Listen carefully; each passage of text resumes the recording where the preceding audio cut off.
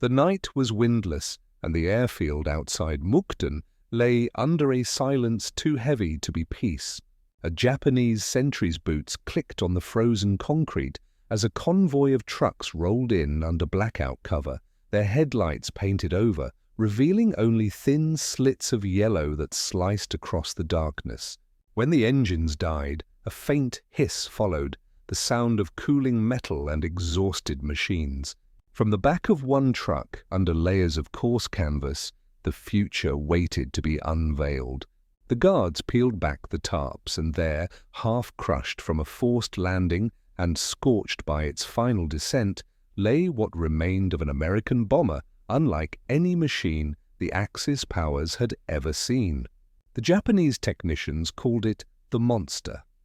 To the few German engineers who had been invited to witness, it was something more, a glimpse of the war's end. One of them, Oberingenieur Friedrich Walther, stared through his round spectacles at the twisted wreckage. He had designed engines for Heinkel, studied the Bf-109's aerodynamics, and even been part of Germany's secret jet experiments. But this was different. The lines were clean, almost elegant. The wings seemed alive, their smooth aluminum skin unbroken by the crude rivet work of the Luftwaffe. It was as if this bomber had been built by a nation not at war, but already preparing for the world beyond it. The Japanese officer leading the inspection spoke quietly. "Boeing San-Q," he said, mispronouncing the name. B-29. The Germans exchanged glances. They'd heard rumors, reports from intelligence channels describing a massive four-engine bomber with a pressurized cabin and a bomb load rivaling a small fleet of Heinkels. None of them had believed it, until now. They climbed the fuselage like archaeologists on a ruined temple. Inside, the cabin smelled of burned hydraulic fluid and scorched insulation. A tangle of wires hung from the roof, and the remnants of a remote-controlled gun sight lay cracked on the floor. Walter lifted it carefully, as if touching sacred relics. "Fernsteuerung," he whispered. "Remote control." It was unthinkable. The Japanese had salvaged what they could. 2 engines, a section of the tail assembly, and fragments of the central bomb bay. Even these pieces told a story of industrial mastery beyond anything Germany's war machine could match. The metal was light but strong. The design was modular, engineered for mass production, not craftsmanship. That distinction, mass production, was the nightmare that haunted men like Walther. Germany could craft wonders in small numbers, the Me-262 jet, the V-2 rocket, the Panther tank, but it could never flood the skies with thousands of them. America could. And if this B-29 was what the Americans were beginning to build, the sky itself would soon belong to them. As dawn crept across the horizon, the engineers gathered around what was left of the bomber's bomb bay doors. There, in scorched white paint, the words "No Step" were still visible, along with a faded star and bar insignia. The silence that followed was not awe, it was dread. Walter broke it first. "How far could it fly?" he asked. The Japanese translator hesitated before replying. 10,000 kilometers, perhaps." The answer hung in the air like a death sentence. 10,000 kilometers, far enough to cross entire oceans, to strike from bases untouched by the war in Europe. Later, when they convened in a dimly lit hangar to discuss their findings, the Germans pored over the wreckage in obsessive detail. The engine's turbo superchargers fascinated them, the way they compressed thin air at high altitude, maintaining power even above 30,000 feet. The concept wasn't new, but the execution was flawless. Each unit was a symphony of precision machining. One of the younger engineers shook his head. "If we had these," he said, "our bombers could reach Moscow without losses." Another replied bitterly, "If we had America's factories, we wouldn't need to." In Berlin, Luftwaffe High Command still believed in miracle weapons. The Me-262 jet was finally entering production. The V-1 flying bomb had begun its campaign against London. But even as the Reich threw its last resources into these projects, men like Walther knew the truth. The war in the air was being decided by a machine they could not build, a concept they could not replicate. When the meeting ended, Walter lingered by the wreckage. His gloved hand brushed the jagged edge of the fuselage. He imagined hundreds, no, thousands of these bombers, filling the Pacific sky, erasing cities with a precision his nation could only dream of. Outside, a cold wind swept through the hangar doors. The sound it made against the torn aluminum skin was hauntingly familiar, a low, distant rumble like approaching engines. For a moment he could almost hear it, the thunder of a new kind of war, coming closer each day. That night, his notebook entry was simple. June 10, 1944, B-29 examined. Capabilities beyond current German means. If production scale is true, inevitable outcome.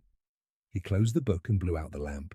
Would you have seen it coming, standing there, staring at a broken machine that already held the blueprint for victory? By the summer of 1944, the world's skies had become laboratories of destruction. Every nation that could still field a bomber or fighter was experimenting, improvising, and gambling with new designs in a desperate race to survive. The Germans, once the masters of aviation innovation, had begun to lose that edge. The Luftwaffe's daylight raids over England were a fading memory, its squadrons now reduced to intercepting endless streams of Allied bombers hammering the industrial heart of the Reich. Factories burned, fuel grew scarce, and each sortie drained what little remained of Germany's once feared air force. Yet while Germany fought for breath across the ocean, the United States was building something different. In hidden hangars across Kansas, Nebraska, and Washington, an aircraft was taking shape that seemed to defy the very limits of what flight could be. The Boeing B-29 Superfortress was not just a bomber, it was an airborne city, a marvel of engineering and industrial might. With a pressurized cabin that allowed crews to fly higher than any flak could reach, an advanced central fire control system using analog computers, and 4 massive Wright R-3350 engines capable of producing more than 2,200 horsepower each, the B-29 represented a new era in warfare. It wasn't merely designed to deliver bombs, it was designed to deliver them from anywhere on Earth. Meanwhile, in Germany, engineers were trapped in a paradox. They had some of the brightest minds in aeronautical science, men like Werner von Braun, Hans Multop, and Kurt Tank, but they lacked the resources to mass-produce their visions. Each innovation came too late, each miracle weapon too few. When word first reached Berlin that the Americans were developing a bomber capable of reaching Japan from the Indian Ocean, it was dismissed as fantasy. No aircraft could fly that far, not with a full bomb load. But by early 1944, reports from the Japanese began to tell a different story. An aircraft with a wingspan rivaling that of a small airliner, capable of carrying nearly 10 tons of explosives, protected by remote-controlled turrets that could be operated from a pressurized cabin. Skepticism gave way to unease to fear. Intelligence officers filed the reports away, but the engineers paid attention. In late May, when Japanese forces recovered the remains of a downed B-29 prototype in Manchuria, they extended an invitation to their German allies. The Reich sent a team of 6 men, each representing a different discipline: aerodynamics, propulsion, metallurgy, armament, production, and systems control. Among them was Oberingenieur Walther, the man whose quiet observations in Mukden would later ripple through Germany's fading war machine. As they journeyed eastward through the fractured Axis supply lines, the engineers couldn't escape a sense of irony.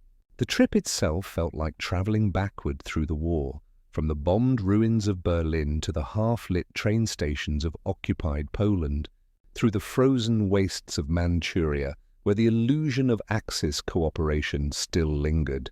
When they arrived, they expected to find an enemy aircraft, something familiar. What they found instead was a warning, a weapon so advanced it seemed to have come from a future that Germany had already forfeited. The B-29's arrival into the war wasn't born of desperation, but confidence. The Americans had built it not because they needed it yet, but because they knew they would. It was a machine that assumed victory was inevitable, that time and industry would do the fighting. For the Germans, the contrast was unbearable. The Luftwaffe's bombers, once symbols of unstoppable power, were now outdated by comparison. The Heinkel, her 1-77, Germany's heavy bomber, was plagued with design flaws, its coupled engines prone to overheating and catching fire mid-flight. The Ju-290 could barely reach half the B-29's range. And while the Americans produced thousands of aircraft every month, Germany could barely complete a fraction of that before Allied bombers destroyed another plant. This imbalance wasn't just technological, it was existential. Every rivet on the B-29 represented a country's faith in its own endurance, a belief that it could build faster than its enemies could destroy. The Germans, by contrast, were building for survival, not supremacy. The difference showed in every design. Walther and his team sent their findings back to Berlin, detailing the aircraft's revolutionary systems, its pressurization method, its use of lightweight alloys, its electronically guided turrets. The tone of the report was clinical, but between the lines, the message was unmistakable. The Americans had achieved what the Reich had only dreamed of. Back in Germany, however, reality was filtered through politics and pride. To admit that an enemy machine had surpassed them was dangerous. The Reich's propaganda ministry insisted that Germany's own projects, the Me-264 America bomber, the He-177B, would soon match and exceed the Americans' capabilities. But those who had seen the B-29's remains knew better. They knew the Reich's factories were failing, its fuel reserves vanishing, and its labor force collapsing under bombardment. They knew that no amount of rhetoric could conjure the industrial miracle required to rival Boeing's assembly lines. What made the B-29 terrifying wasn't only its range or payload, it was what it symbolized. An industrial civilization so vast and organized that it could create such a machine and still call it standard issue. Germany's engineers were craftsmen. America's were manufacturers. In 1944, craftsmanship could no longer win wars. As Walter's team rode the long rail line back west, he spent most of the journey staring out the window at the endless fields of Siberia and Poland, reflecting on what he had seen. To him, the war was no longer a contest of men or weapons.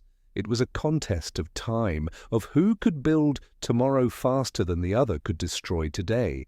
Somewhere over the horizon in factories untouched by bombers, that tomorrow was already being built. And though he didn't know it yet, that same machine he had studied in ruins would soon deliver a new kind of fire to the world, one that even Germany's most advanced dreams could never have imagined. In the spring of 1944, as the Reich tightened its grip on what little hope remained, whispers began to spread among German aviation circles, rumors of a project that could restore balance to the skies, a response to the Allied bombers that now darkened Europe like flocks of metal locusts. Inside the guarded walls of the Reich's Luftfahrt Ministerium in Berlin, engineers gathered around chalkboards filled with impossible equations, desperate to sketch an answer. The America Bomber Initiative had been revived, a plan to design a long-range aircraft capable of striking the American mainland. On paper, it was Germany's answer to the B-29. In reality, it was a fantasy drawn against the wall of defeat. Yet men like Friedrich Walther clung to it. He had returned from Mukden shaken but fascinated, carrying notes and sketches of the American bomber that haunted his every thought. The B-29 was not just a weapon, it was an idea, one that revealed how far behind Germany had fallen. The Americans had built a bomber with range, speed, and pressurization that redefined what strategic air power meant. For Germany, even imagining such a craft demanded resources that no longer existed. Still, Walther presented his findings to the Luftwaffe's Technical Bureau. He spoke not as a defeated man, but as one chasing a ghost of possibility. If we combine jet propulsion with high-altitude pressurization, he argued, we could match the Americans in performance, even surpass them in speed. His proposal merged lessons from the B-29 with the promise of the Me-262's engines. The idea drew interest, even admiration, but not commitment. The Reich was fighting for its life, and every ounce of fuel and steel was already spoken for. The meeting ended with quiet frustration. One general dismissed the notion outright. "We are not Americans, Herr Walther. We build weapons to win wars, not to parade them." Those words echoed in his mind as he walked out into the cold Berlin air. What the general didn't understand was that the Americans had already won through their ability to imagine machines that could outlast the war itself. In a hangar outside Leipzig, Walther joined a secret effort to study the remains of captured Allied aircraft, B-17s, B-24s, and fragments of what the Japanese had shared from the B-29 wreck. Every inspection deepened the same revelation. The Americans had solved the equation of endurance. Their planes weren't fragile masterpieces. They were designed for maintenance, modular repair, and replacement. If an engine failed, a new one could be fitted in hours. If a bomber was lost, another would roll out of the factory within days. Germany, with its artisanal approach to production, could never hope to replicate that rhythm. Even the Me-262, a jet ahead of its time, was plagued by shortages, sabotage, and bureaucracy. The brilliance of its design couldn't save it from the poverty of its logistics. Still, deep beneath that layer of despair, there remained a flicker of scientific obsession. Walther and his peers were engineers before they were patriots. The idea of the B-29 consumed them not as an enemy threat, but as a challenge, a riddle of perfection they longed to solve. In secret notebooks and whispered discussions, they dissected every detail they could recall. The B-29's turrets were particularly mysterious. Each was controlled by an analog computing system that allowed gunners to target aircraft they couldn't even see directly. It was as if the Americans had mechanized intuition itself. How had they managed it? How could they mass-produce such precision electronics in the thousands? The answers led back to a single truth that haunted every German engineer: industry. The war had become a battle of factories, not pilots. The Luftwaffe's bravery could not compete with Ford's assembly lines or Boeing's production cadence. And as Allied bombing raids crippled German infrastructure, the gulf between technology and reality grew wider every day.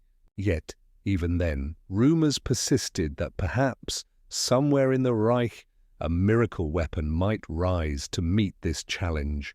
The Horten brothers were testing a flying wing prototype that promised stealth-like performance. The Me-264, America bomber, had taken to the skies in test flights, though plagued with problems. Each project fed the illusion that Germany might still catch up. But Walther knew.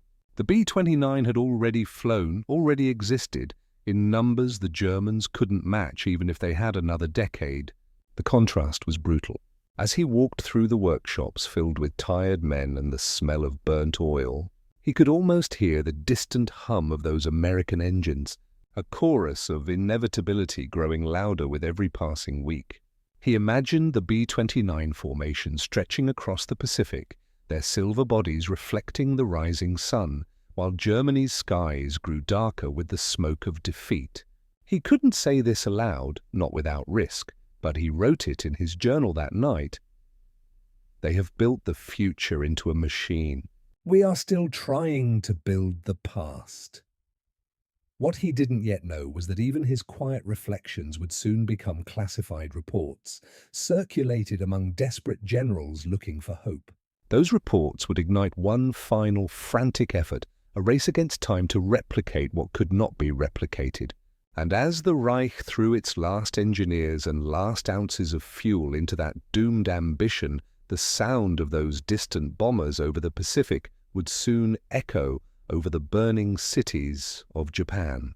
The war's end was approaching, but for men like Walther, the true battle had already been lost long before the first B-29 ever dropped a bomb.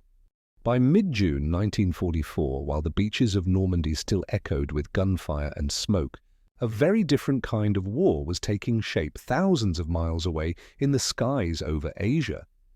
The Americans had begun deploying their newest secret weapon, the B-29 Superfortress.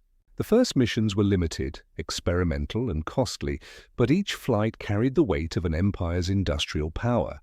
From dusty airfields in India and China, these giant bombers lifted into the thin blue atmosphere, their wings heavy with the burden of technological destiny. The Japanese called them Bisan, a mixture of respect and dread. Their altitudes were beyond the reach of most anti-aircraft fire, their range almost incomprehensible. For the Japanese, it was a new kind of enemy, one that struck not from nearby islands but from the edge of the world itself. And yet, in an irony lost to history's shadows, one of these missions would lead to the moment when German engineers would first stand face to face with the future. On June 8, 1944, a B-29 from the 58th Bomb Wing took off from a forward base in China, tasked with a reconnaissance run over the industrial regions of Manchuria. The mission was routine, or as routine as flying a brand new bomber across enemy territory could be. The aircraft, codenamed Ramp Tramp, carried a crew of 11 and the latest in American aerial engineering. But deep within its engines, a flaw was waiting. The Wright R-3350 engines were powerful but temperamental, prone to overheating under heavy load. 2 hours into the flight, at 31,000 feet, one of them caught fire. The pilot, Major Robert E. Thomas, ordered the crew to jettison fuel and attempt to return. But the engine fire spread, igniting hydraulic lines. The B-29 began losing altitude rapidly. Over the plains near Mukden, the crew had no choice. They bailed out, parachutes opening like white petals against the dusk. The bomber, now a wounded Titan, spiraled down and hit the earth with a sound like thunder. For the Japanese stationed nearby, it was an omen. They recovered the wreck quickly, recognizing the strange machine for what it was. Not a B-17, not a B-24, but something new. They notified Tokyo immediately. Within days, a German technical liaison team, already stationed in Manchuria to study captured Allied technology, was called to inspect the remains. That team included Friedrich Walther. When he arrived on June 10, the smell of burned aviation fuel still lingered in the air. Soldiers guarded the perimeter of the crash site, and scavengers had been chased off. The Japanese had done their best to preserve what was left, covering the wreckage with tarps and posting sentries day and night. Walter's team began their work before dawn. They measured, photographed and catalogued every surviving component, the engines, the fuselage frame, even fragments of the instrument panels. To them, it was not merely debris, it was revelation. The B-29's aluminum alloys were far lighter than Germany's duralumin, yet just as strong. Its rivet patterns suggested automated production methods rather than hand assembly. The landing gear struts, bent and scorched, revealed a precision casting process they had never achieved. The deeper they examined, the more they realized they were staring at something built on principles Germany could not duplicate: precision through mass production, standardization through scale. For men raised in a culture that valued craftsmanship, the sight was almost philosophical. The bomber was not a masterpiece. It was a product of a system so vast it could absorb inefficiency, so organized it could turn genius into routine. As the sun climbed higher, the German engineers removed sections of the wing to examine the control systems. Here they discovered the true marvel: cables routed through pressure-sealed conduits, servo motors designed for remote turrets, and an electrical network that allowed one gunner to control multiple stations at once. It was modernity personified, and for the first time they understood how America fought its wars, not through invention alone, but through the machinery of abundance. That night, the Germans and their Japanese hosts dined in near silence. The table was set with rice, pickled vegetables and sake, but few ate. The Japanese officer, Major Akiyama, broke the silence. "Germany has the jet plane," he said softly. "Surely you can match this?" Walter hesitated. He wanted to say yes, to offer comfort, to project the confidence his uniform demanded. But his mind was full of numbers and comparisons, of impossible production goals and missing resources. "But we can study it," he finally said. "Oh, but matching it?" that will take more than time. Akiyama nodded. Time, he echoed, is the one thing we no longer have. In the distance, the night was broken by a rumble, distant thunder perhaps, or the growl of an aircraft engine. Walther turned toward the sound instinctively, as if expecting to see the gleaming silhouette of another B-29 passing overhead, but the sky was empty. The Germans finished their inspection the next day and prepared a formal report for Berlin. The document was technical in nature, tables of measurements, lists of components, but between the lines ran an unspoken truth. The Americans had crossed a threshold that Germany could no longer reach. Walther's closing line was blunt. In both range and payload, the B-29 surpasses all existing German designs by a margin that cannot be closed within the current industrial capacity. Those words would echo through the Luftwaffe's upper ranks, whispered by men too proud to admit what they already knew. The Reich's dream of dominating the skies had ended, not in battle, but in comparison. And as the engineers boarded the train back to Berlin, Walther couldn't shake the image of that scorched bomber lying silent in the dirt, a monument to a future already lost, and a warning that the age of mastery had given way to the age of mass. The war would continue, yes, but for the first time he understood how it would end. Not with a single decisive victory, but with the relentless mechanical heartbeat of an enemy that could build faster than the world could burn. The telegram that reached Berlin on June 20, 1944, carried no emotion, only facts, cold, measured, and undeniable. B-29 wreckage examined. Capabilities exceed expectations. Recommend further study. But for the men who read those words inside the Luftwaffe's technical air office, it was not merely another report. It was a revelation that struck like lightning through the fog of denial. The Americans had achieved something extraordinary, and the Germans knew it. Inside a narrow chamber lined with blueprints and cigarette smoke, officers gathered around the decoded message while an assistant projected sketches of the B-29 onto a wall. The room was silent except for the faint hum of the projector. A colonel, weary and skeptical, finally spoke. "We have the Me-264 in development," he said. "Our America bomber will answer this." Friedrich Walther, seated quietly among the engineers, looked at him and said nothing. He had heard this kind of bravado before. He knew the Me-264, still an experimental prototype, could barely reach half the range of the B-29, and even then only under perfect conditions. Its engines overheated. Its payload was limited. It was an aircraft built in a country already running out of fuel. The B-29, by contrast, had already flown halfway across the world. The difference wasn't design, it was destiny. In the following weeks, copies of the report circulated among key figures in the Reich's aviation command. Some dismissed it outright as propaganda. Others saw it as a challenge, an opportunity to prove that German engineering could still rival the Americans.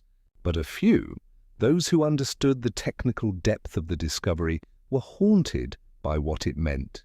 Among them was General Feldmarschall Erhard Milch, the man once responsible for building the Luftwaffe into a machine of terror. He read Walther's report twice, his fingers drumming on the desk. Then, almost as an afterthought, he asked, "Could we build one?" His aide hesitated. "Perhaps, Herr General Feldmarschall. In theory, but it would take years, and the resources." Milch waved him silent. "We do not have years," he said. The truth, spoken softly, lingered like smoke in the room. While German engineers argued over blueprints and materials, American factories were already rolling out new B-29s every week. Each was a small miracle of production, assembled from thousands of components, shipped by rail and river from across the United States. Ford, Chrysler, and General Motors, once names of peace, had become the arsenal of the air. Meanwhile, Germany's skies were choked with contrails from Allied bombers. Cities like Hamburg, Cologne, and Essen burned nightly under the weight of their firestorms. In that context, the B-29 was more than a new weapon. It was the promise of annihilation perfected. Walther found himself assigned to a new unit, a technical liaison tasked with reverse engineering whatever could be learned from the Mukden wreck. He spent long nights studying fragments of aluminum, measuring wing spars, sketching out the aircraft's pressurization system from memory. He was driven not by hope of replication, but by curiosity, even admiration. There was beauty in the logic of the B-29's design, an elegance in how everything connected, the way the control systems were routed to maintain pressure integrity, the way redundant systems ensured survivability. It was aircraft designer's philosophy. "They build for the next war," he murmured one evening to a colleague, tracing the curve of a reconstructed bulkhead. "We build for the one that's already lost." The colleague, an older engineer named Hirschfeld, nodded grimly. "And that," he said, "is the difference between us and them." The irony was unbearable. While Hitler raged in his bunker about vengeance weapons, demanding rocket-powered miracles, men like Walther were forced to accept the unspoken truth. The Reich could not even produce enough aluminum to finish its jet projects. The factories at Dessau and Augsburg were crumbling under Allied bombs. Skilled laborers were gone, replaced by prisoners and slaves. The Luftwaffe's dream of technological supremacy had been burned out of the sky. And yet, in dark corners of the technical divisions, whispers persisted. Could they build a German version of the B-29? Could they somehow match its range and payload with what little they had left?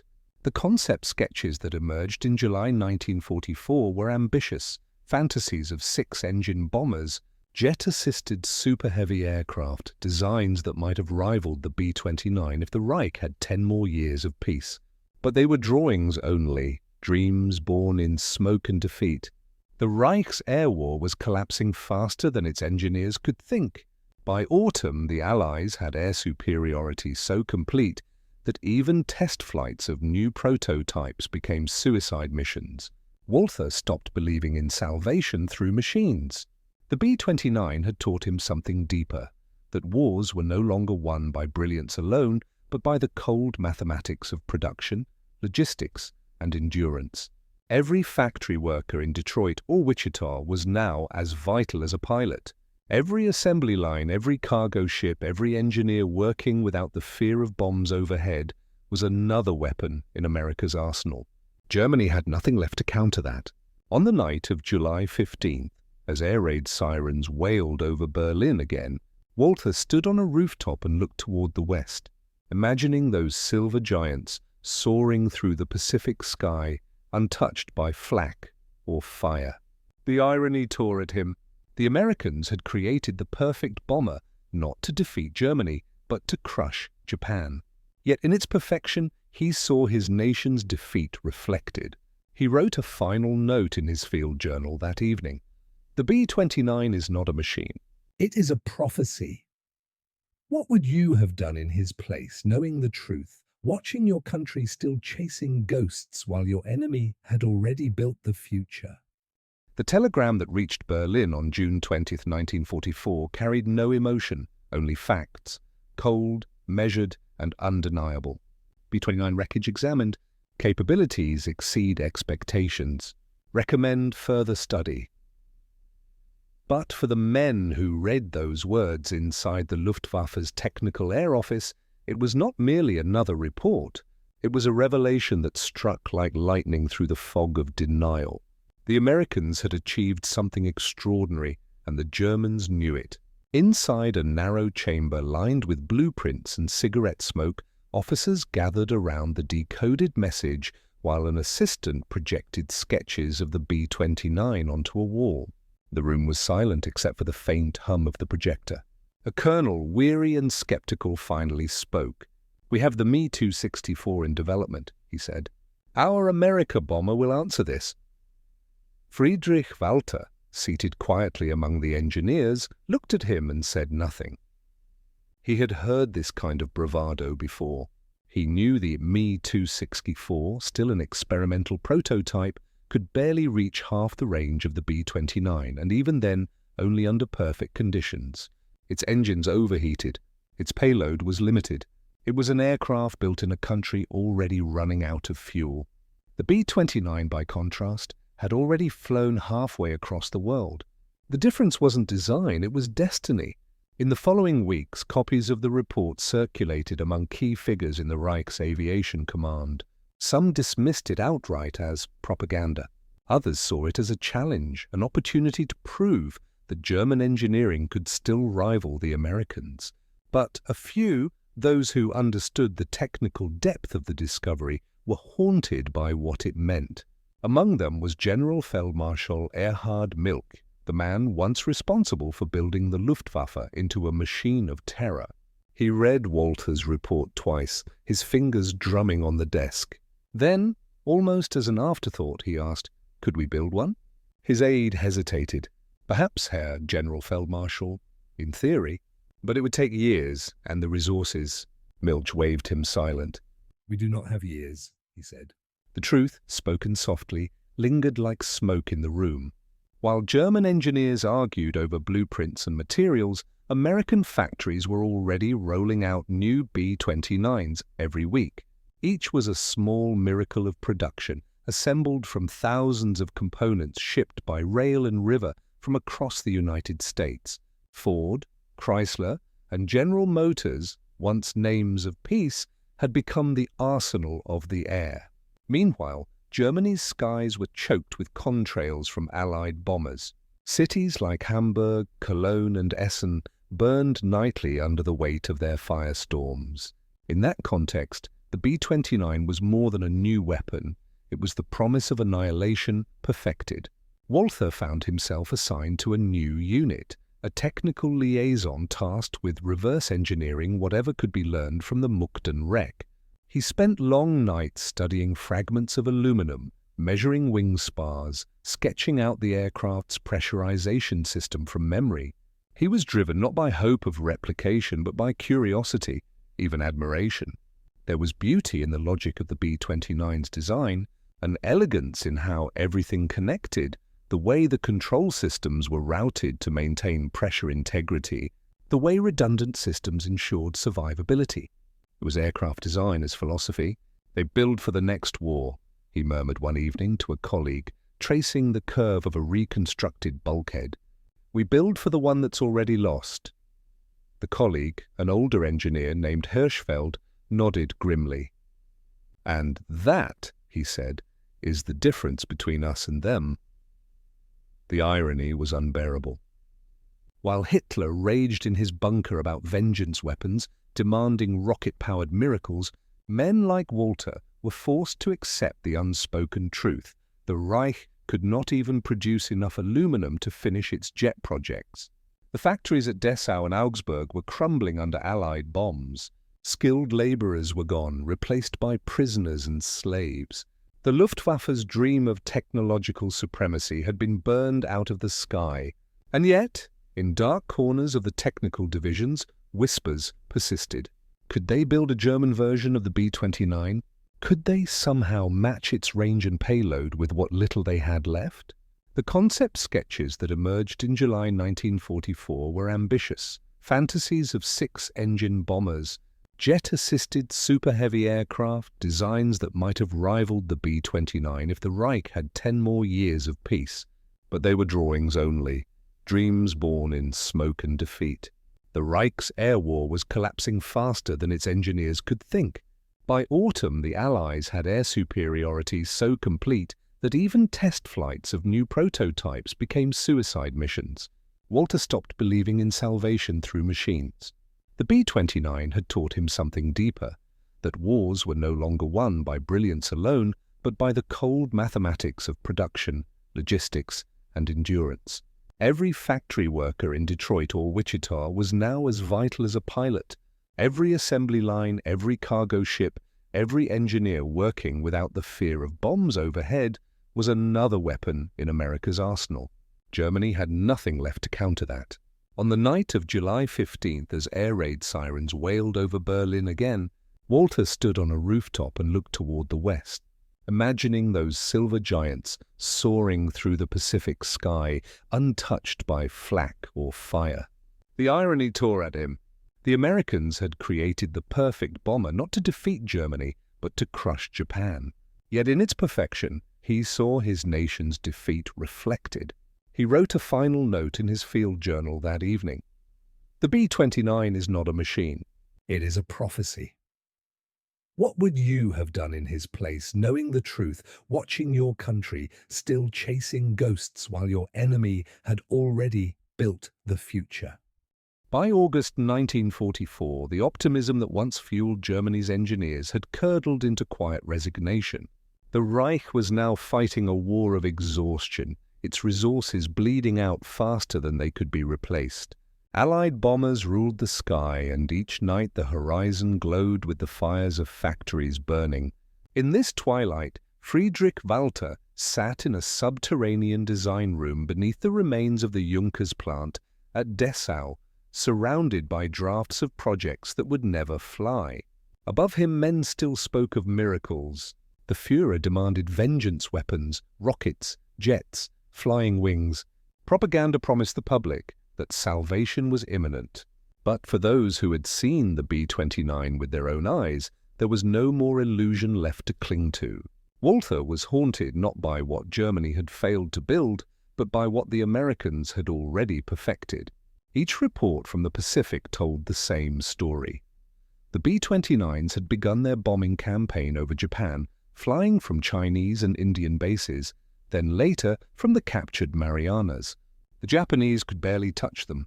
They soared higher than the Zero fighters could reach, carried heavier loads than the cities below could endure, and did so with precision Germany had never imagined possible. For every B-29 lost, 5 more rolled off the assembly lines in Kansas and Nebraska. The balance of power was no longer measured in technology, but in sheer, relentless repetition. Germany's engineers followed these developments in grim fascination. Officially, they were studying enemy technology to inspire new designs. Unofficially, they were bearing witness to their own obsolescence. Walther pored over aerial reconnaissance photographs of B-29 raids on Nagoya, noting the devastating accuracy of the formations. It wasn't just a matter of firepower, it was coordination, logistics, the ability to project power across oceans. The Luftwaffe could barely defend Berlin, let alone strike another continent. One evening, an exhausted colleague named Hirschfeld slammed his fist on the drafting table. "We have the Me-262, we have the rocket. Why do they still win?" he demanded. Walther stared at the glowing map on the wall, red dots marking cities reduced to ash. "Because they can afford to lose," he said quietly. "We can't." Outside, the sirens began again. Another Allied raid was incoming. The engineers rushed for cover as the first distant thuds echoed across the night. Deep in the shelter, with concrete shaking above them, Walther realized that this helplessness, was what the Japanese must be feeling under the B-29's bombardment. The sound of distant destruction, the knowledge that somewhere far above, unseen machines were rewriting the future. By September, the Reich's industrial capacity was collapsing completely. Synthetic fuel plants were destroyed, ball-bearing production crippled, and the Luftwaffe reduced to flying skeleton crews. Yet still, orders came down to continue the America bomber program, a bureaucratic ghost of a dream that no longer had meaning. Walther dutifully attended the meetings, filling notebooks with data that would never be used. He sometimes thought of the German engineers who had stood beside him that night in Manchuria, the awe in their eyes as they touched the B-29's wreckage. Some had since been killed in bombings. Others had disappeared into projects that would never be finished. The machine they had once studied had become their shadow, their prophecy fulfilled. By now, the Allies had advanced so far that even the most optimistic German officers spoke of holding out, not winning. In this climate, the truth about the B-29 was no longer a secret. It was a warning. The Japanese had reported that entire cities like Osaka and Tokyo were being flattened by squadrons of silver bombers flying too high to intercept. Photographs of their damage reached Berlin through diplomatic channels. They were studied in silence by men who had once believed in invincibility. The B-29 had become more than a weapon. It was a symbol of the industrial gap between nations, a reflection of what total mobilization looked like when resources were infinite and fear was minimal.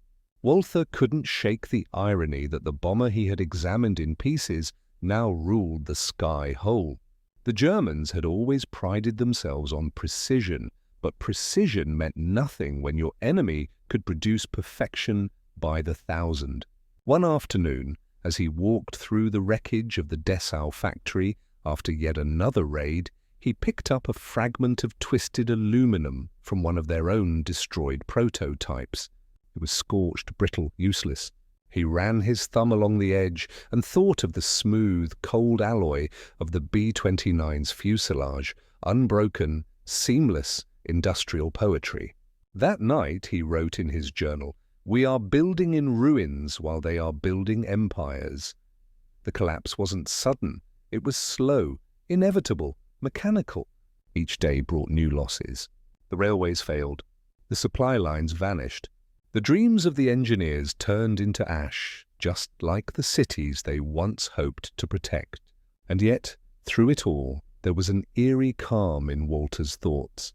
He no longer feared defeat. He had accepted it as the logical outcome of an imbalance. When a system as vast as America's turned its attention to war, the result was predetermined. The B-29 had simply revealed that truth ahead of time. Standing one evening beside a shattered hangar, he watched the western sky fade into fire, the smoke of burning cities lit by distant flares. "They're not fighting us anymore," he murmured to himself. "They're erasing us." Can you imagine standing there, watching the sky itself become proof that your world had already ended? By October 1944, Germany's war machine had fractured into 1,000 desperate fragments. On paper, the Reich was still fighting. In reality, it was disintegrating, one engine, one factory, one dream at a time. The engineers who had once worked in bright laboratories now huddled in basements, moving their blueprints from city to city ahead of the bombers. The Luftwaffe's technical air office had become a phantom command, issuing orders that no one could fulfill, demanding resources that no longer existed. Friedrich Walther lived now in perpetual transit, carrying a satchel of sketches, notes, and fragments of alloy. It was a burden that no longer meant progress, only memory. He was still haunted by the B-29. Its ghost followed him through every briefing, every shattered workshop. The Americans had made a bomber that had rewritten the language of air war, and now that bomber was rewriting the world itself. In October, word reached Berlin that Japan was on the brink of collapse. The B-29 raids had set entire cities aflame. The firebombing of Nagoya, Osaka, and Tokyo had begun, and the reports from German attachés were chilling. Temperatures in the firestorms reached 1,000 degrees. Wooden houses turned to ash in minutes. There was no defense, no warning. To the Japanese, the silver bombers were demons that appeared out of the stratosphere, striking without mercy or sound. To the Germans, the news was something else: confirmation that the war they were losing on the ground was being lost in the air as well. In Berlin, the High Command still spoke of miracle weapons. Hitler promised new jets, faster rockets, invisible fighters that would turn the tide. But men like Walther no longer believed in miracles. He knew the arithmetic too well. Germany had lost the power to produce, and without production, even genius meant nothing. One night he attended a meeting of senior engineers in an underground hall near Magdeburg. The topic was Project Nachtfalke, a theoretical bomber capable of rivaling the B-29. The plans were detailed, almost beautiful. Twin fuselages, high-aspect wings, 6 engines with jet-assisted takeoff. Walther studied them in silence before asking one simple question. "With what materials will you build it?" The room went quiet. Everyone knew the answer. There was no aluminum, no copper, no chromium. They were already melting down captured wreckage to keep the Me-262 jets flying. The Luftwaffe's last factories were running on scraps. "Then," Walther said softly, "this is not a design, it is an obituary." That night he walked alone through the ruins of Magdeburg, where the wind carried the smell of charred brick and burned rubber. He thought about how the B-29 had changed everything, not just in combat, but in concept. It wasn't a weapon meant for the front lines, it was a machine of distance and inevitability. It had turned war into arithmetic. You didn't need bravery to win anymore, only numbers, only reach. The Americans had both, the Germans had neither. In early November, Walther received orders to travel south to Augsburg, where remnants of the Messerschmitt team were still working. There, beneath the ground, they were finishing the last prototypes of the Me-262 jet fighter. The engineers spoke proudly of its speed, its ability to outfly anything the Allies had. But even that miracle was too late. The jets had no fuel, no pilots, no future. Walther walked through the hangar and looked at the sleek, silver shapes glinting under flickering lights. "They'll never see combat," he whispered. One of the junior technicians nearby asked him, "Do you really think the war is over?" Walther hesitated. "No," he said. "It just hasn't ended yet." Outside, Allied bombers thundered in the distance. The ground shook beneath his boots. The war might still be raging, but the outcome was already decided. The engineers in Augsburg worked like ghosts, crafting perfection for a world that no longer existed. When the sirens sounded again that evening, Walther didn't move.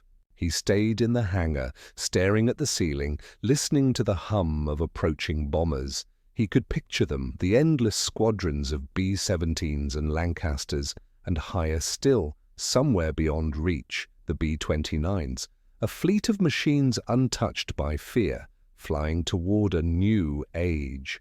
He envied them, not for their power, but for their certainty. That night, as the bombs fell, Walther wrote in his journal again, "They say our scientists are brilliant, but brilliance without breath is nothing. The Americans build with the air itself, endless, invisible, free." When dawn came, the hangar was gone. The Me-262 prototypes were twisted metal. Walther crawled from the rubble, bleeding and covered in dust. The sun rose red through the smoke. In that moment, he realized that the end would not come with surrender, but with silence. The silence after the last machine stopped running, after the last engine died, after the last dream of superiority turned to dust. This was that silence. The Reich was finished. It just hadn't fallen yet. And somewhere, far above the smoke of Europe, silver bombers still roared eastward toward Japan, completing the prophecy he had seen in Manchuria. The future belonged to whoever could build it faster. Germany never stood a chance. January 1945 arrived like the breath of a dying giant, cold, heavy, inevitable. Across Europe, the war's end loomed, though few dared to say it aloud. The front lines had collapsed into chaos. The Eastern Front bled men faster than the Reich could replace them, while in the West, the Allies advanced with mechanical certainty. The Luftwaffe, once the terror of the skies, was now a broken echo. And deep in a Bavarian bunker, Friedrich Walther continued to write his notes, not out of duty, but out of compulsion, as though documenting the final days of his world might somehow preserve them. His handwriting had grown shakier with each passing week. January 17th, he scrawled, "The war has become a storm without direction. Our machines are no longer weapons, only relics.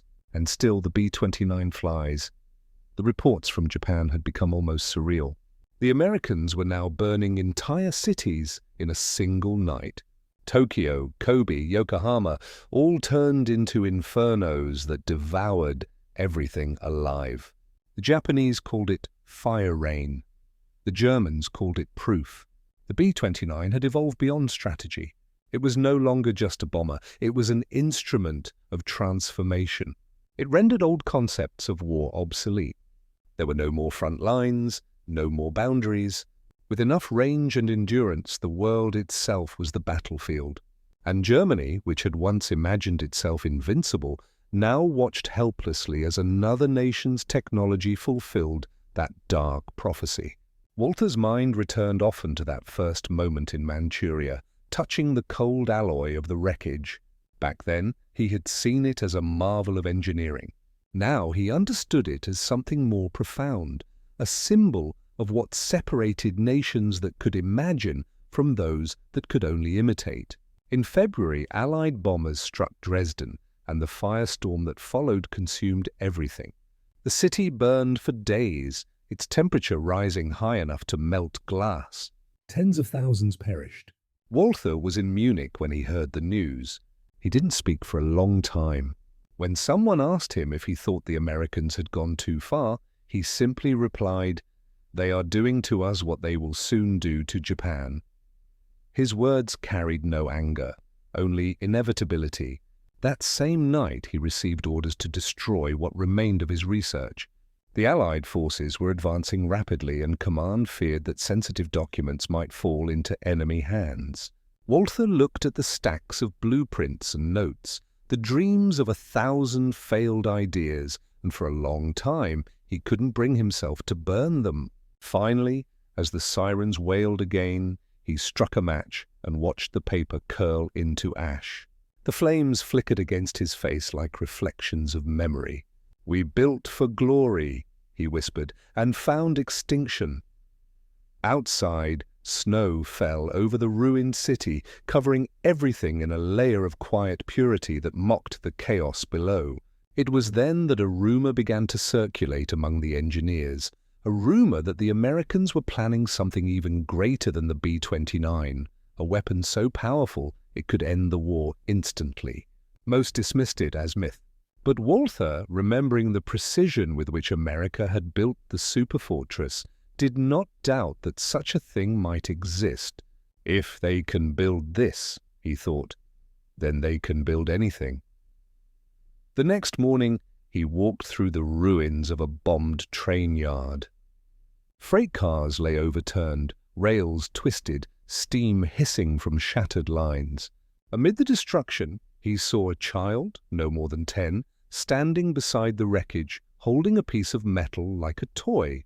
It was part of an aircraft wing, the rivet still intact. The boy looked up at him and asked, "Is this from one of ours?" Walther paused, then answered quietly, "No, it's from the future." He took the fragment from the boy's hand, turning it in the grey light. The aluminum gleamed faintly beneath the soot.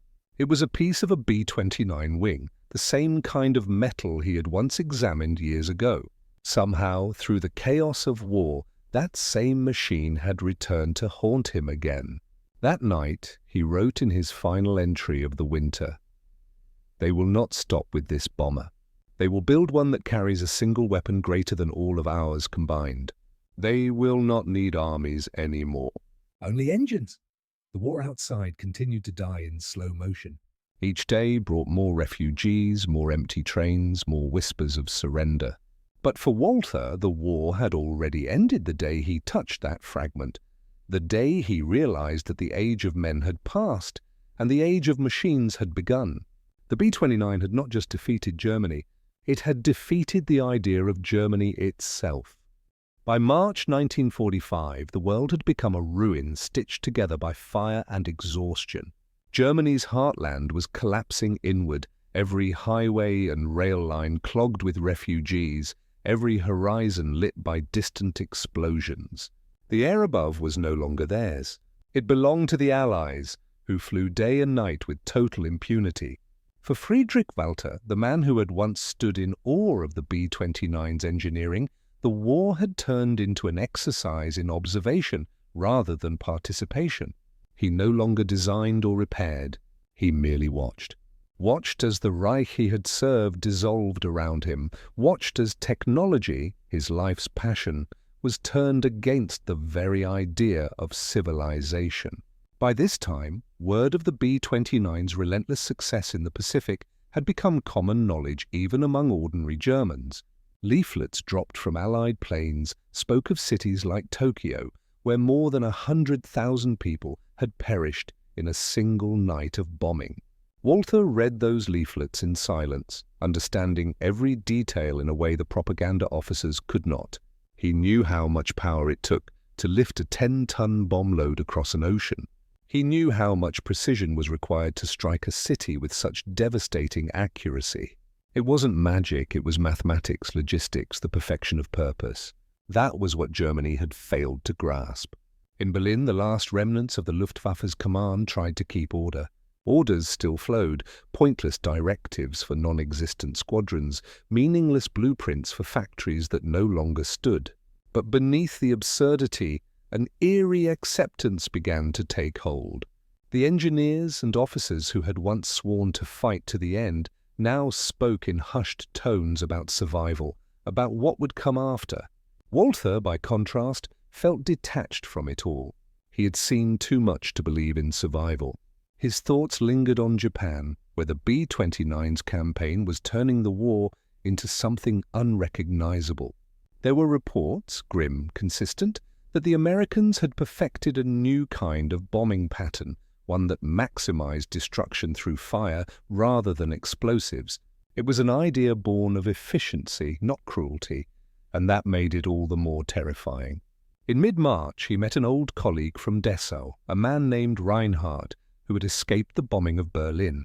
They sat together in a dim cellar, surrounded by refugees, the air thick with smoke from candles and exhaustion.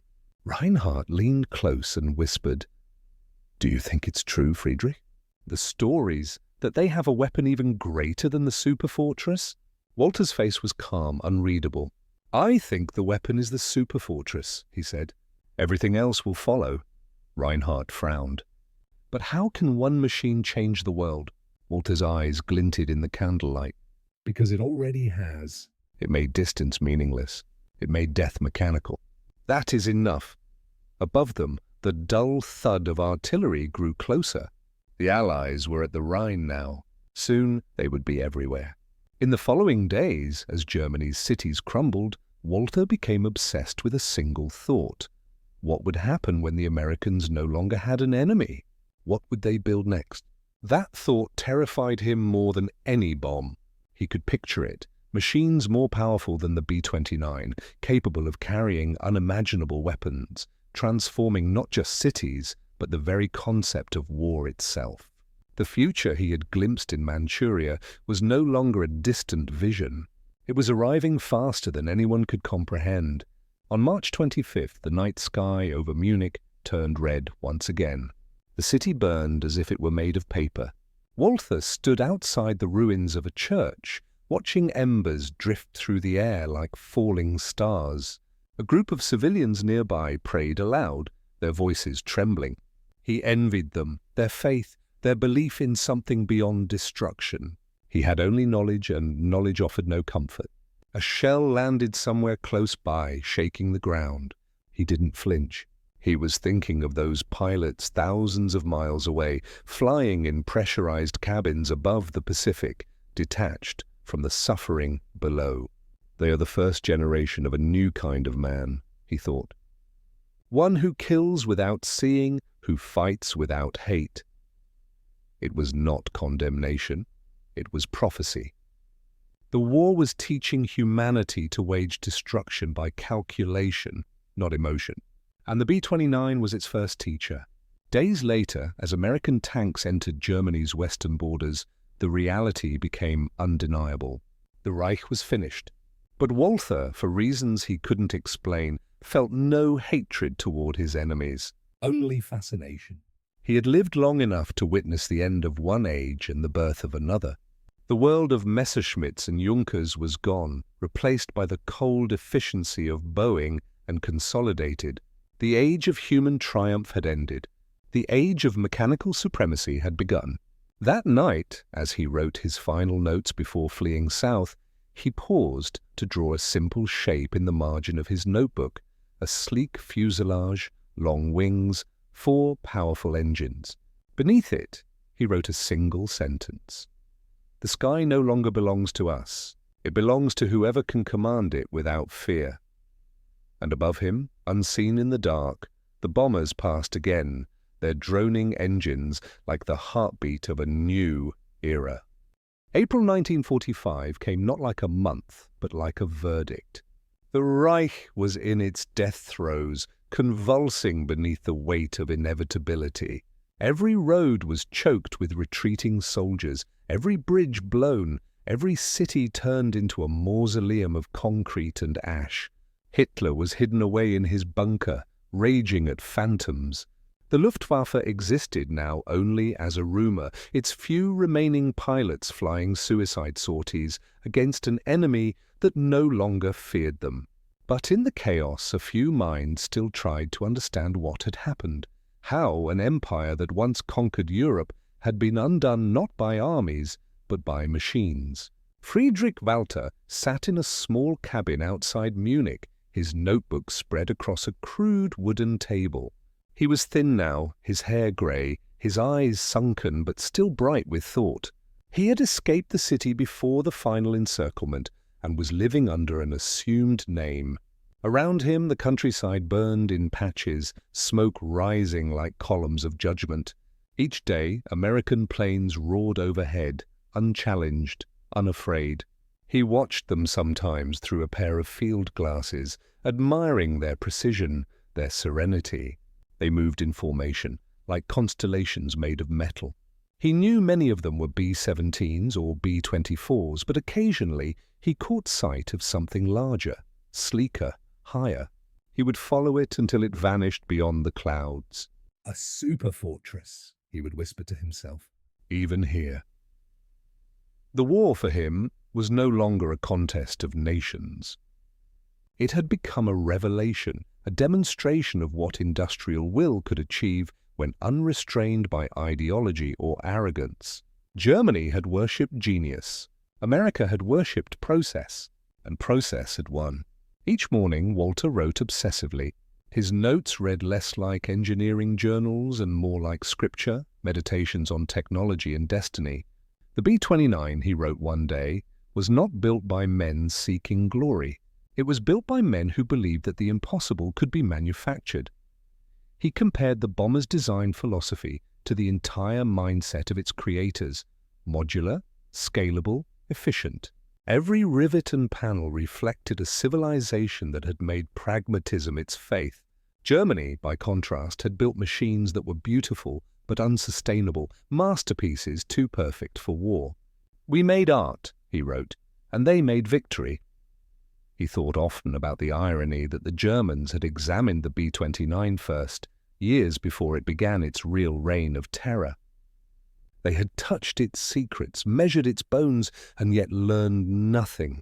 "We looked at it," he wrote bitterly, "and saw a machine. We should have seen a mirror." Outside, the war continued to close in. The roads were full of refugees, the skies full of contrails. Even the forests no longer felt safe. Allied fighter bombers prowled low, hunting movement. One afternoon, while scavenging for food in a nearby village, Walter saw an American column for the first time. Jeeps, trucks, armored vehicles, all painted in that strange olive hue of inevitability. The soldiers were young, laughing, smoking. Their presence was casual, almost indifferent. He stood by the roadside as they passed, clutching his satchel of notebooks, realizing that the conquerors did not even need to know his name to erase everything he had lived for. They had not just won the war, they had rendered him obsolete. That night, back in his cabin, he wrote, "The machine wins because it does not hate. It obeys its design. And that is why it endures." He began to think about the future, not Germany's, but humanity's. What would come after the B-29? If man could build such a thing, could he build something that would make even this look primitive? The thought both thrilled and terrified him. He imagined bombers that never needed pilots, machines that chose their own paths, nations that waged war without human touch. "We are teaching the sky to think," he wrote. "And it will remember." The sound of engines interrupted his thoughts. He stepped outside into the cold April air and looked up. The sky was streaked with vapor trails stretching east to west. Somewhere far beyond the horizon, Japan still burned. Somewhere, other men were still touching the same dream he had once held, the dream of mastery through creation. He closed his eyes and listened to the sound. It was not the sound of defeat, nor of victory. It was the sound of evolution. The last line he wrote that night was simple. "The future will not be decided by nations, but by those who can command the machines that outlive them." The candle flickered. Outside, thunder rumbled again, though Walter knew it was only the sky being torn open one last time. The age of empires had ended. The age of invention had begun. By late April 1945, Berlin was a carcass of its former self. Smoke curled endlessly from the ruins, the air thick with the scent of burning stone and despair. Inside the Führer bunker, madness and delusion reigned supreme, but outside, the German people faced the cold arithmetic of collapse. To the east, the Red Army advanced like a storm. To the west, the Americans and British rolled forward, methodical and unstoppable. And high above it all, where neither politics nor desperation could reach, the Allied bombers continued their quiet, unrelenting patrols. For Friedrich Walther, those days were a haunting symphony of endings. He had fled south once more, traveling through the shattered remains of Bavaria, avoiding checkpoints and wandering soldiers. Along the way, he saw the full ruin of the Luftwaffe, the burned-out Me-262s left on airstrips, the silent flak towers reduced to monuments of arrogance, and the frightened children pressed into service as defenders of a dream that had already died. But in one bombed-out airfield near Augsburg, Walther found something unexpected, a collection of captured documents left behind in the chaos. They were Allied intelligence reports, likely abandoned during a hurried withdrawal, written in English and peppered with American military codes. Among them was a file labeled Evaluation, B-29 Employment, Pacific Theater. He read the first line and stopped breathing. Objective: total destruction of enemy industrial capability through sustained precision firebombing operations. The language was clinical, devoid of emotion. Each page detailed the meticulous approach the Americans had developed: altitude ranges, temperature calculations, wind correction data. It was everything Germany had failed to master, presented with the precision of a machine. There were notes about Tokyo Mission 29 and Operation Meeting House. Walther recognized the names immediately. He had read about them in secret reports smuggled from the East. The night Tokyo became a furnace. But here, in the dry ink of Allied intelligence, he saw how it was done, how human ingenuity could be harnessed to mass destruction so perfect it became almost abstract. He traced his finger across the words. Target saturation achieved. It felt like reading a eulogy for civilization. As night fell, he sat in the ruins of a hangar, staring at the papers in his lap. The wind howled through broken glass, whispering like ghosts. "We dreamed of victory," he muttered, "but they dreamed of efficiency." That was the difference. Germany had been obsessed with symbols, with the idea of dominance as art. America had treated it as an equation, and equations always solve themselves no matter how one might protest. The next day, Walther encountered a group of German engineers hiding in a nearby farmhouse. They were from the Messerschmitt Works, men who had once worked on the Me-264 and Heinkel 177. They spoke in tired, uncertain tones, still clinging to the hope that their designs would somehow be preserved, that someone would one day recognize their genius. Walther listened silently as they spoke of post-war dreams, rebuilding, innovation, maybe working for the Americans if the opportunity arose. When they asked him what he thought, he replied coldly, "We will not rebuild. We will serve." They didn't understand, but he did. He knew that the war had not destroyed Germany's engineers. It had simply revealed their place in the new world. They would become tools, not masters. Instruments of progress for others. The thought haunted him more deeply than defeat itself. That evening, as the sun bled red across the horizon, Walter took out the Allied report and began to copy sections of it into his notebook. Not to preserve it for the Reich, it was already too late for that, but for history, for whoever came next. He wanted someone to understand what had happened, how technology had outpaced morality, how the air itself had become a battlefield without borders. "The B-29 is not a bomber," he wrote slowly. "It is a philosophy, a statement that man's reach is now infinite, and infinity has no conscience." The wind blew his papers across the floor, scattering them like ash. He let them go. There was nothing left to hold on to. The next morning, he walked east along a country road, passing convoys of surrendering soldiers and broken machines. Somewhere in the distance, church bells rang faintly, a reminder that even in ruin, life persisted. He wondered if the Americans had ever felt the same dread he did now, the sense that victory was not the end, but the beginning of something even more uncontrollable. As the sun climbed higher, the sound of engines filled the sky once again. He looked up, shielding his eyes. Far above, a formation of bombers crossed the blue, their silver wings gleaming. They weren't here to destroy anymore. They were moving east toward new horizons, new wars, new purposes. Walter watched them until they vanished, and in that moment he understood that history was no longer written by men on the ground. It was written by those who could command the sky. By the time May 1945 arrived, silence had become Germany's most common sound. The artillery had faded, the planes had ceased their bombing runs, and what remained was the low hum of a defeated land trying to understand what had happened to it. The Reich was gone. The swastikas had been pulled down, the generals captured or dead, and the once mighty Luftwaffe was reduced to a handful of grounded aircraft left to rust in empty hangars. But beneath the rubble, men like Friedrich Walther were still alive, still thinking, still unable to stop the machinery in their minds. For Walther, the war had not ended, it had simply changed form.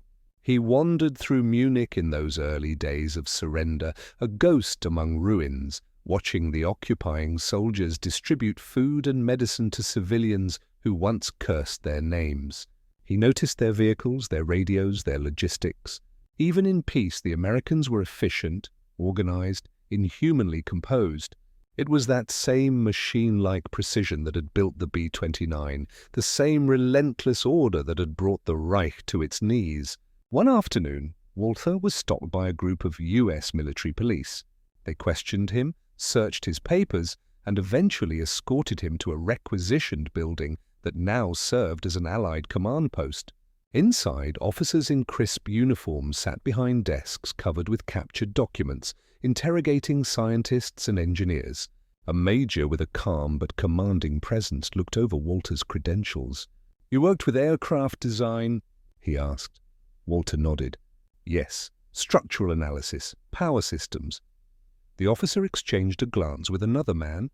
"Good," he said. "You'll be coming with us." He didn't explain where us meant, but Walter understood.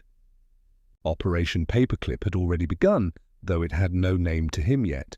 Dozens of German engineers were being quietly relocated to assist the Allied powers, their knowledge absorbed, their loyalties deemed irrelevant. Within days, Walter found himself transported to an airbase outside Frankfurt, where American intelligence had gathered crates of documents, prototype parts, and captured machines. He was asked about fuel efficiency, altitude performance, and structural alloys. But what they really wanted to know was simple. How close had Germany come to building something like the B-29? Walter answered honestly. "We could never have built it," he said. "Not because we lacked talent, but because we lacked humility." The Americans were intrigued by his words, but they moved on quickly. For them, the future was already in motion. They were not looking backward, they were preparing for the next war, even before the last had truly ended. One evening, after being left alone in the hangar, Walter walked among the captured aircraft. Their twisted frames glistened under the harsh fluorescent lights, relics of ambition and arrogance. He stopped before a damaged Me-264, its fuselage scarred and unfinished. It had been Germany's hope for a transatlantic bomber, the dream of striking America's shores. But it had never flown more than a test mission. The irony was suffocating. The B-29 had crossed oceans with ease. Germany's dream had died on the runway. He rested a hand on the cold metal and whispered, "You were supposed to change the world, but someone else already did." Later that night, one of the American engineers approached him, a young man named Douglas, barely in his 20s, curious and polite. He had been part of the B-29 maintenance teams in the Pacific. "You know," Douglas said with a quiet smile, "we thought you guys were way ahead of us. Jet engines, rockets, all that stuff. Turns out you were just missing the boring parts." Walter raised an eyebrow. "Boring parts?" Douglas nodded. "Yeah, logistics, production, supply chains. It's not glamorous, but it wins wars." Walter chuckled bitterly. "Then you have already built the next empire." Douglas didn't respond. He didn't need to. They both knew it was true. In the days that followed, Walter was flown to England for further debriefing. As the plane rose above the broken landscape of Europe, he gazed down at the patchwork of fields and ruins. It no longer looked like nations and borders. It looked like one vast, scarred machine. Every city, every road, every field was a component of something larger, something that men like him had built but never truly understood. The sky outside was a clear, endless blue. Somewhere far to the east, another kind of sky war still raged, over islands and oceans he would never see. The B-29s were still flying, still shaping the new world from the heavens. For the first time, Walter felt the smallest flicker of peace, not because the war was over, but because its lesson had finally become clear. The future did not belong to those who dreamed of conquest. It belonged to those who could manufacture it. The summer of 1945 was a strange season, one that existed in the shadow between endings and beginnings. Europe was silent, smoldering, stunned. But across the globe, in the Pacific, the war had taken on a different shape, a final, colossal struggle of endurance. The B-29 Superfortress had become more than an aircraft. It was the embodiment of America's will to finish the conflict, whatever the cost. For Friedrich Walther, now a displaced person under Allied supervision, those distant reports of the Pacific War were like dispatches from another planet. He read them in newspapers and overheard them from guards. Tokyo destroyed in a single night. Nagoya flattened. Osaka reduced to ashes. It was the same story again and again. The same name whispered like a storm. B-29, B-29, B-29. He imagined the men inside those pressurized cabins, high above the fire, detached from the screams below, navigating by instruments and mathematics. They were no longer warriors, he thought. They were technicians of annihilation. And yet, as the days passed, he couldn't help but admire them. There was something pure in their efficiency, something absolute in their detachment. They were doing what his country had always dreamed of doing, remaking the world through the force of design. But then came August, and with it a silence that no one in history had ever heard before. On the 6th day of that month, a single B-29 Enola Gay left its base on Tinian Island and flew toward Japan carrying a weapon that was not merely powerful, but transcendent. Walther learned of it days later from an Allied officer who spoke the words with a kind of reverent horror. "They dropped one bomb," the man said quietly. "One?" Walter stared at him, uncomprehending. "And it destroyed an entire city?" The officer nodded. "Hiroshima, gone." There was no triumph in his voice, only disbelief. Walter sat down slowly, his mind spinning. He had spent his life studying the limits of machines, the mathematics of destruction, and yet what he was hearing made no sense. A single aircraft, one payload, one detonation, and the sky itself had become the weapon. Later, when the news of Nagasaki reached him, he felt something shift inside. The B-29 had become the final messenger of an age that no longer required armies. It had delivered the end of one world and the beginning of another. That night, he wrote in his notebook for the first time in weeks, "The Superfortress has transcended war. It is no longer an instrument of battle, it is an instrument of judgment. The sky is now divine." He could not sleep. His mind raced through every lesson, every design flaw, every dream he had ever had about flight. All of it seemed so small now, so primitive. He remembered the day in Manchuria when he first stood before the captured B-29, touching its fuselage and marveling at its complexity. Back then, it had been a marvel of engineering. Now it was a relic of the human era. What came after would not be made by human hands alone. The bomb had proven that. It had turned science into theology and engineers into priests. The next morning, Walter walked through the English countryside, feeling the wind on his face. The war was truly over now, but the peace that followed felt fragile, almost artificial. He thought of Japan, of the burned cities, of the civilians who had perished beneath the same kind of engines he had once admired. "We were all building toward this," he murmured to himself. "Every bolt, every circuit, every dream." In his heart, he knew that humanity had crossed a line from which it could never return. The sky had been conquered, but in doing so, it had conquered man. That afternoon, one of the American officers who had been friendly toward him approached with a newspaper. The headline read, "Japan surrenders, war ends." The man smiled faintly. "It's over, Walter. You can rest now." But Walter only stared at the page, his expression unreadable. Rest? How could anyone rest after what they had unleashed? "No," he said softly. "It's only beginning." That night, as he sat by the window of the camp barracks, he watched a transport plane pass overhead, its silhouette gliding through the clouds. It wasn't a B-29, but it carried the same shape, the same promise. The sky will never be innocent again, he thought. It carries memory now. He closed his notebook, the final entry written in trembling hand. The B-29 was not the end of war. It was the beginning of forever. Years later, long after the smoke of war had faded into the clouds of memory, Friedrich Walther sat in a quiet workshop in southern Germany, his hands trembling as he adjusted the tiny cogs of a pocket watch. He was an old man now, grey and slow, his eyes dimmed but not extinguished. The world outside had transformed beyond recognition. Cars that looked like rockets, airplanes faster than sound, nations armed with weapons that could erase cities with the press of a button. Time itself seemed mechanical, and he, the watchmaker, was its servant. Yet every tick of the clock reminded him of the engines, the factories, the machines that had once defined his existence. The world had survived, but it had not healed.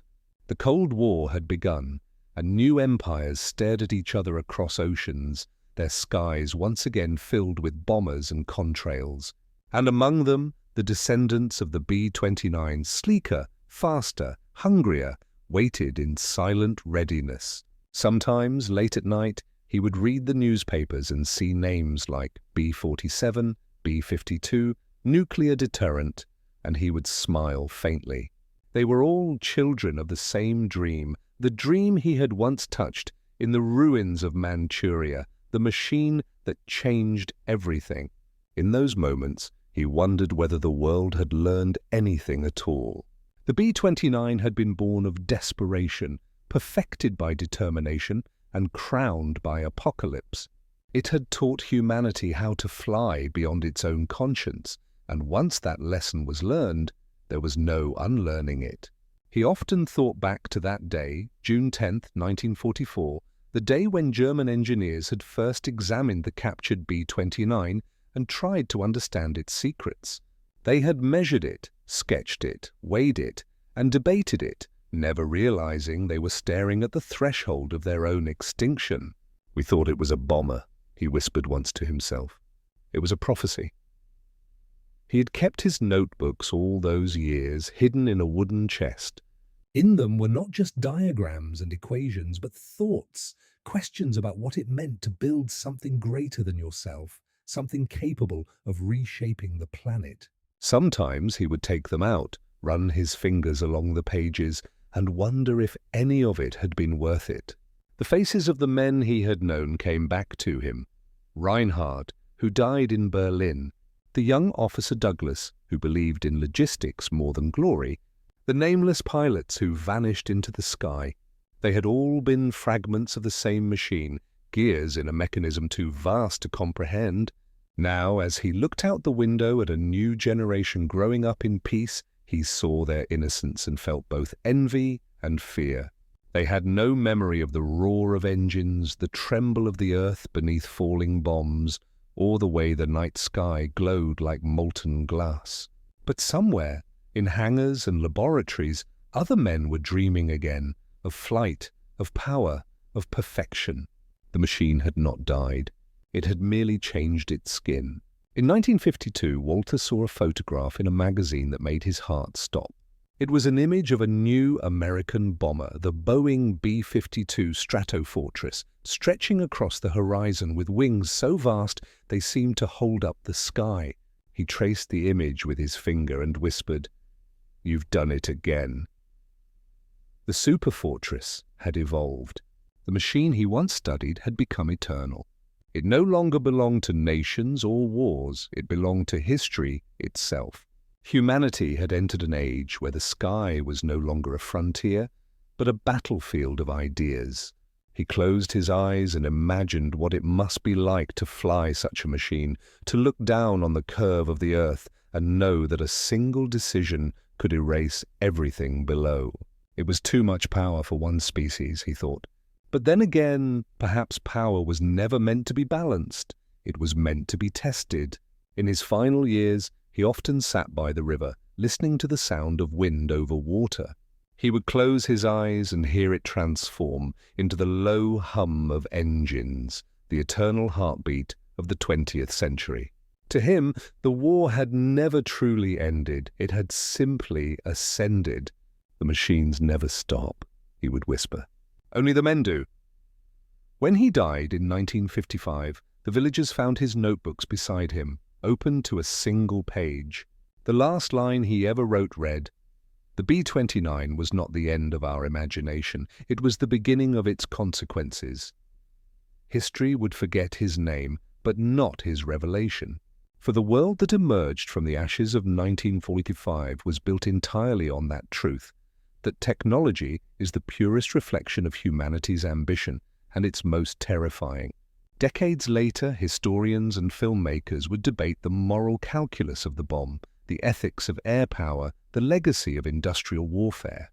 But no one could deny that everything began with that moment, the day engineers stood around a captured American bomber and realized that the sky they had once ruled no longer belonged to them. And somewhere, in the vast, silent expanse above, the descendants of that bomber still fly, their wings carrying the echo of that realization. The sky remembers. The machines remember. And perhaps, if history has a conscience, it remembers too. Tell me, if you had stood there on that day in June 1944 staring at that impossible aircraft, would you have seen a machine or a warning?